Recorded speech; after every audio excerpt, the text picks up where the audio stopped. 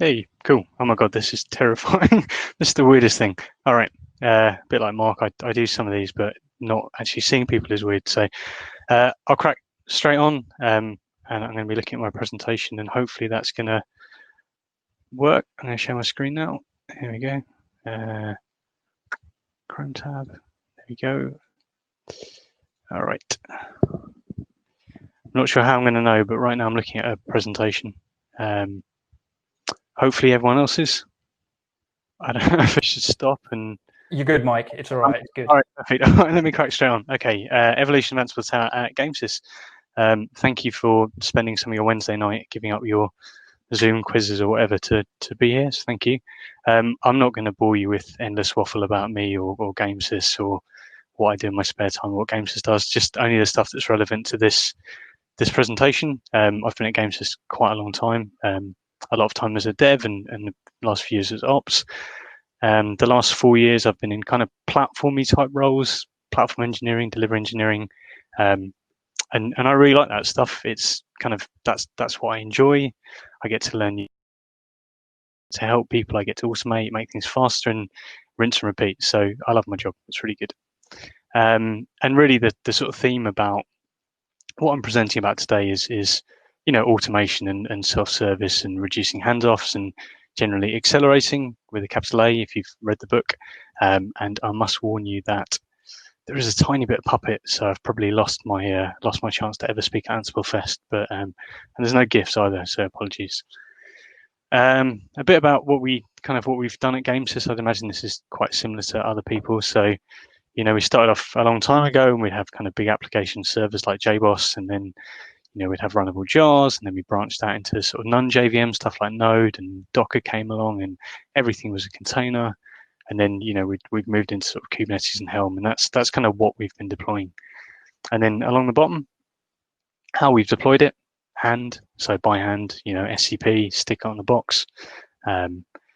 Starts to get a little bit more scripted. We have some bash scripts going on. We had someone that was going to Ruby, so we started a bit of Capistrano, and then Ansible came along, and I think we were quite happy about that because it's got quite an easy learning curve.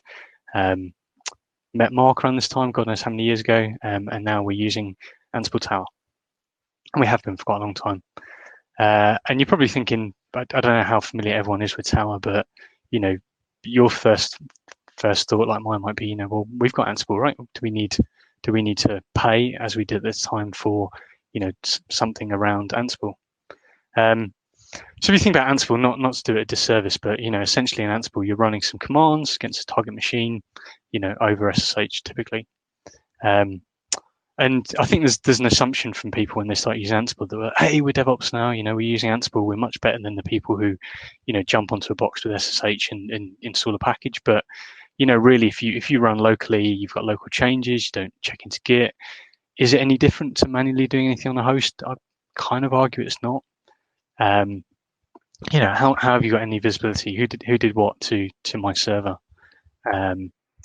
If SSH credentials are involved in the playbook run, how do I share them with the rest of my team? We've got these playbooks that can get quite complicated. They've got quite complicated command line arguments. -i 127001, comma, -e, big string of JSON. You can't really get self-service by giving that to kind of non-technical people, walking them through how to install Ansible on their machines. How do I let others run my playbooks without having to reveal sensitive data? I don't want to give them the vault encryption password, but I do want them to be able to run that playbook because then they can kind of self-serve and make my life easier.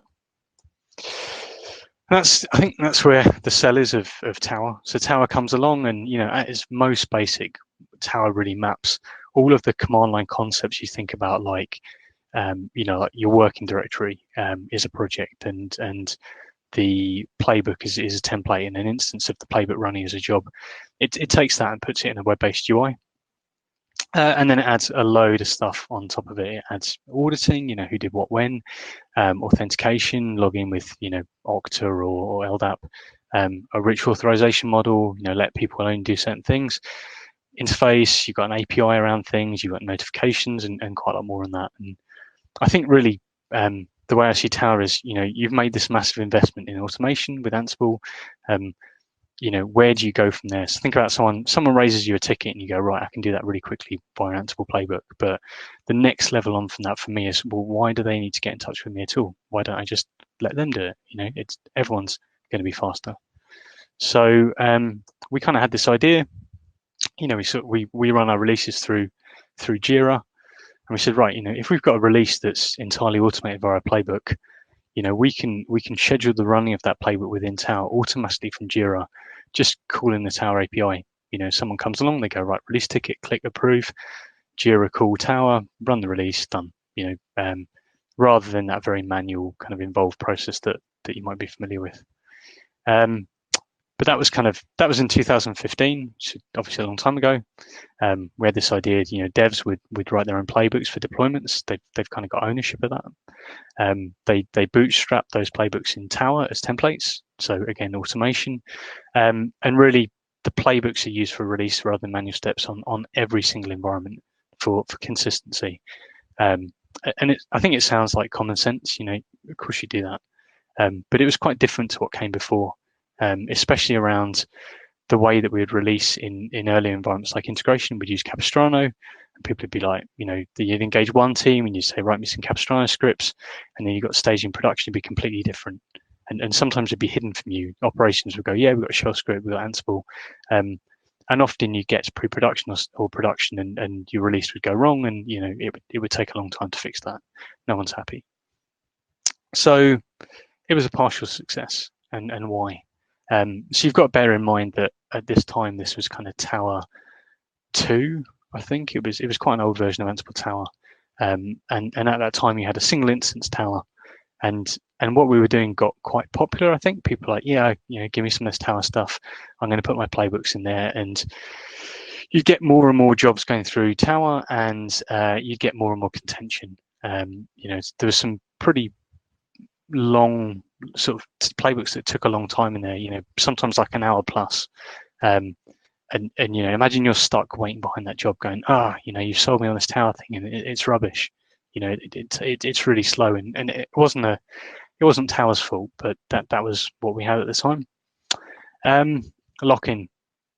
So whenever something's kind of shared, especially at Gamesys, whenever you're locked in to, you've got multiple teams using a product, say Ansible Tower, and you were kind of pinned to a single version of Ansible, and one team would go, we want to move up to Ansible 2.4, and then someone else go, we can't because we use the Docker module and they've got rid of it in 2.4, so you're stuck on 2, and suddenly you've got to organize a lot of people upgrading at the same time, and generally that stuff doesn't go well. So that Tower instance ended up getting stuck on quite an old version.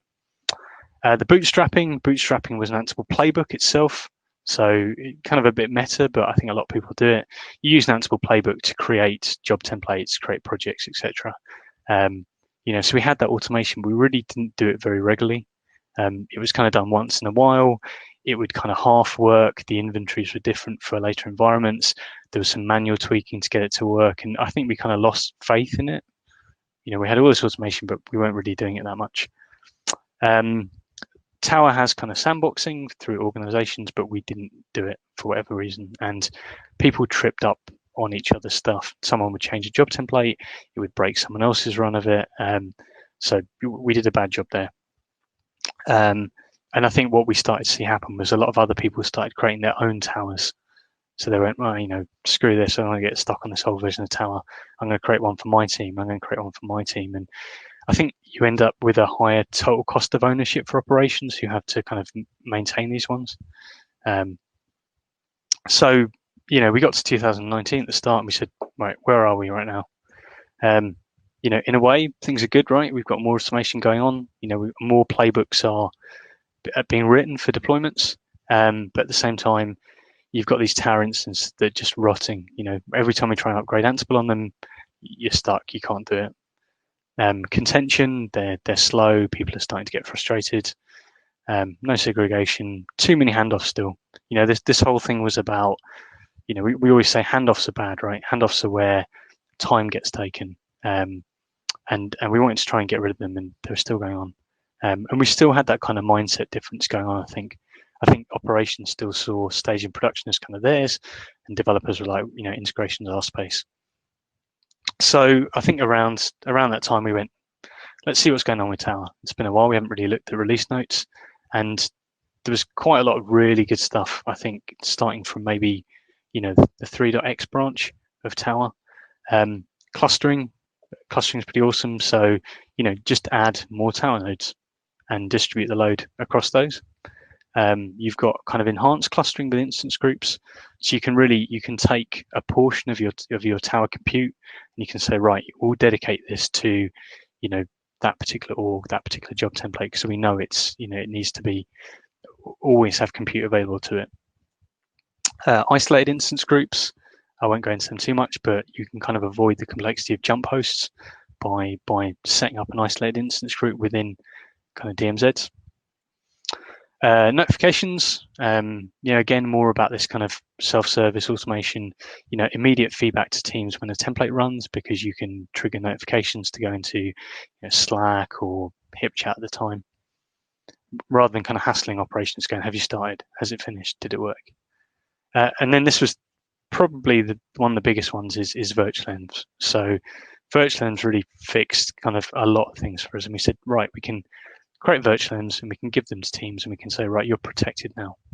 You can upgrade your own Ansible version, you can have your own pip libraries, you can kind of do what you want and not have to worry too much about affecting other teams. Run all of your playbooks in those virtualenvs, have multiple virtualenvs for your org. And that was a really neat feature. So suddenly teams don't have to worry about the version of Ansible anymore. They only have a slight coupling to the version of Tower itself, which is fairly stable. Custom credential types, I won't go into them. They're quite cool. You can have your own sort of first-class credential type for things like Kubernetes credentials if you want, Artifactory. Inventories from source. Developers can have inventories in their projects and Tower will automatically sync those, which is excellent. Dynamic inventories, we use OpenStack.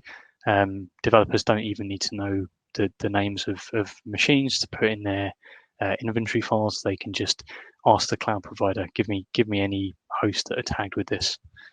So we thought, what, actually maybe we should revisit this. This is really cool stuff. And we said, right, we're going to have a second stab at this. And we called it Control Center, and really it's kind of a bit of branding, really. There's nothing Gamesys special here. We just said, right, how do we refer to this tower when we talk about it? How do we differentiate from all the other towers? Okay, this is Control Center. The naming is deliberate because it's not owned by any one team. Teams are kind of multi-tenant on this instance of Tower. So what's different? Like I said, we use Puppet. Please don't cut me off. We think Puppet's quite a good way of actually getting the hosts ready for the Tower software itself. Templating out that inventory file, putting the virtualenvs on. So what happens is Puppet is kind of continuously running and it's looking at its data and it's talking to the Tower API. It's applying license settings, job isolation settings, external log aggregation settings. Maybe we could do it by Ansible. It becomes a little bit chicken and egg, like who kicks off the first kind of run of the setup script, for example. Maybe could be a Terraform provisioner step in time, but I think we're fairly happy at the moment. So I said, apart from a tiny bit of Puppet work, we've not done any Gamesys invented here stuff, and we're quite happy about that. I think it's a good thing. Control Center is nothing more than a version of Tower, some organization, some virtualenvs, some custom credentials, and this thing which we sort of call a hook, which I'll go on to. But this is great. We can just point people at the Tower documentation, say, look at that. Nothing special. Anyone who comes to Gamesys that knows Ansible Tower can get up and running straight away. So this is a data structure on the left-hand side. It's YAML, and it's in Hira, and Hira is the kind of the Puppet equivalent of an Ansible inventory. And you can see that there is a team here, and they've submitted a bit of data. And if you kind of have a look at it, you can kind of roughly see what this might be doing. So what Puppet's going to do is it's going to come along and it's going to go, right, I need to create an organization within Tower using the API called Player Services Incentive. I'm going to set up a provisioning user and give them a password. I'm going to set up a project and a virtual env, and I'm going to set up an SEM credential to be able to check out that GitHub link. I'm going to set up a custom credential for them, which they need.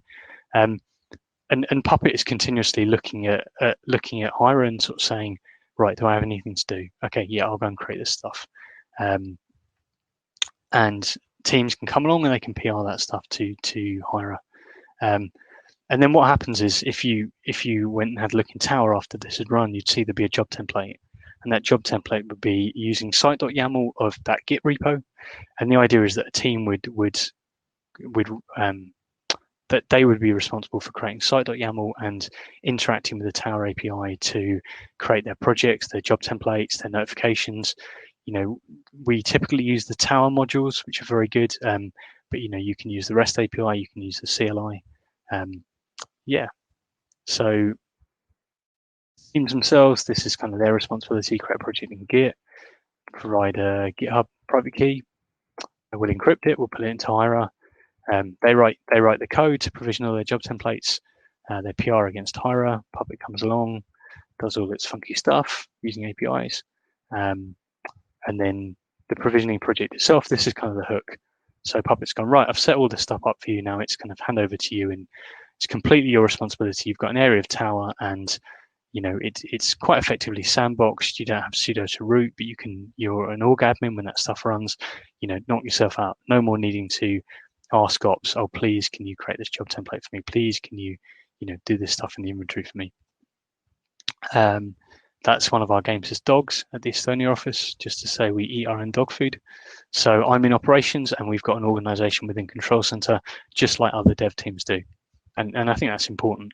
So, we're following the exact same process that they follow. And actually our bootstrapping playbook kind of acts as a bit of a reference implementation. That's not to say we don't learn from others, but some people might go, oh, how did you assign a virtual env? You can use Tower CLI. You can, if you've got a newer version of Ansible, it's in the module for job template, for example. So it's in our own best interest to make it good, which I think helps the project. Mid 2020, where are we? All of the teams within our platform have got a presence on Control Center. There's hundreds of templates on there per environment. The runs are mostly consistent. That's really good. That's important. The stuff that trips us up really isn't Tower related. It's just environmental differences, which we should sort of fix. There is a learning curve for both sides. Operations are quite comfortable with Ansible now, but they have to give up a bit. They're going, right, you're writing the deployment template for your application. That's a bit different. Developers are kind of upskilling with Ansible. I think they've been doing that for a few years now. There's loads of cool innovation from teams coming out. People read through the Tower docs and they come up with with new stuff, especially around notifications. Teams started using workflows. Workflows, very cool feature 3.6. That's cool. Authorization, we haven't yet really tackled authorization because I think it's quite hard in an automated way to, you put devs in charge of creating the job templates, but you need to sort of tell them, look, please don't make yourself an executor of that job template because that same thing is going to happen on live. I'm not sure how we'll go with that. A lot more teams are actually doing continuous deployment now, so maybe the answer might be we don't care, we just trust people. Tower's got a very rich authorization model, so we've had a few bumpy upgrades because, imagine how many different people are doing different things, and we do an upgrade and sometimes we get caught out.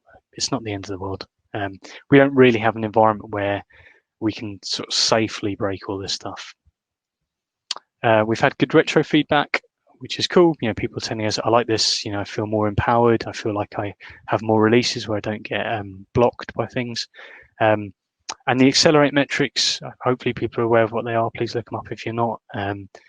People's lead time is improving. People's number of rollbacks is improving.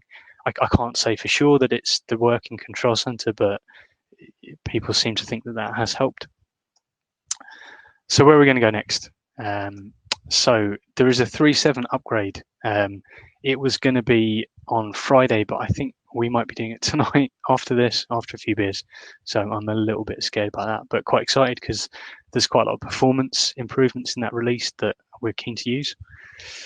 Migration to Ansible collections, we've actually started using the AWS collections as of a few days ago. So like I said, you know, a lot of teams' usage of Ansible apart from the kind of deployment of their apps. So I think a lot of teams now are deploying Kubernetes, a lot of teams using the K8s module in Ansible. So their Ansible playbooks are quite small, but their playbooks to provision, bootstrap their own area are quite big. And AWS collections are the next step from using like Ansible Tower CLI. We want to move fully from Ansible Tower CLI to the new confusingly named AWX CLI. So we've started on that already. And we really, you know, we're encouraging developers to run all their software in containers these days. We're saying like, right, you know, Kubernetes containers, that's where it's at for us. But we ourselves don't run Tower in a container, weirdly, even though you can. And we kind of looked at this recently, and the way that we do stuff with virtual-envs doesn't make it easy. You know, we have virtual-envs on demand through Hira. To do virtual-envs as is right now, we'd have to bake new images of Tower with these inside. We had a roadmap session with Red Hat, and they told us about some new stuff which makes this much better. So that's exciting. 20 minutes now, I'm finishing up. Isolated instance groups in the cloud. Most of our stuff's on-prem, but we're doing a lot more stuff in GCP now. You know, it makes sense. We can have a few control center Tower isolated instance groups deploying into GCP, you know, close to where the actual GK clusters are. SSO integration, we need to do that. That got flagged up today. Cracking the auth model, we're not getting enough. I think the handoffs are much better now, and the number of failed releases is much better. But we can do way more with self-service. You know, if we can just crack that auth model, the idea is that we would go through all of our support tickets on a regular basis and look at them and go, do I have to do this work? Can I hand this over to Tower? Can I just point someone at Tower and go to Tower, find this job template, do it yourself? That's the dream. We've started in this. We've done external log aggregation to Splunk. That's quite handy. Cybersecurity are writing Splunk queries now to find out if they can work out if there's any leaked sensitive data. Some of the Ansible modules are a little bit iffy. If there's a problem, they might, you know, occasionally in verbose mode dump some stuff out. Some people don't quite understand no-log, and you know, people own their own playbooks now, so people can, you know, screw up, but that's okay. We don't mind that. We just need to have some method of sort of catching it, fixing it. HashiCorp Vault integration. Vault looks quite promising, so maybe we'll integrate with that. There's a lot of nice integrations, and kind of ensuring operations are comfortable with the new way. So, you know, the new way puts, I think, a lot more focus on developers. You know, developers owning playbooks, owning inventories, but you know, that's not to say that they don't talk to operations. I think we do fairly well at that, but it's even more important now, you know, for developers to understand, you know, what is the right way to, you know, stop JBoss or something. That's it. 22 minutes and a half. Cool. Thank you very much.